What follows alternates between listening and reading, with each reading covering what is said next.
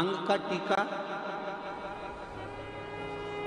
एक चप्पल और एक छाता, ये तीन चीजें किसी के भी प्रयोग में नहीं लेना चाहिए।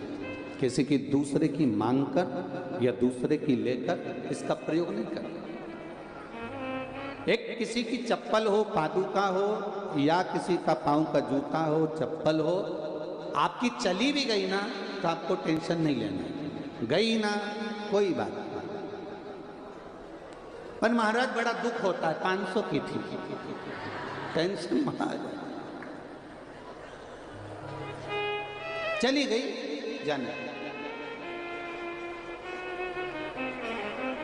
वैसे तो हमारा शास्त्र कहता है जब भी तीर्थ करने जाओ, किसी पवित्र नदी के तट पर जाओ, संतों के पास जाओ, गुरुजन के पास में जाओ, भगवंतों के पास में जाओ, देवालय शिवालय जाओ, या किसी सतमार्ग की ओर आगे बढ़ रहे हो तो पांव में पादुका होना ही नहीं चाहिए। क्यों?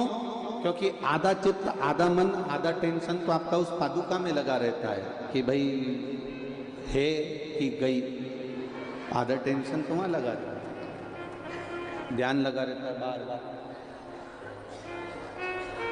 कई बार चली भी जाती है और जाने के बाद कितना टेंशन होता है कि अब मैं किसकी ले जाऊं। चिंता तो व्याप्ति है, ऐसा नहीं कि चिंता नहीं व्याप्ति होता है।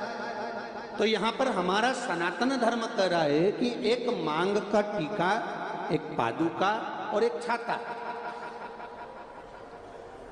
इसलिए हमारे सनातन धर्म में जब किसी का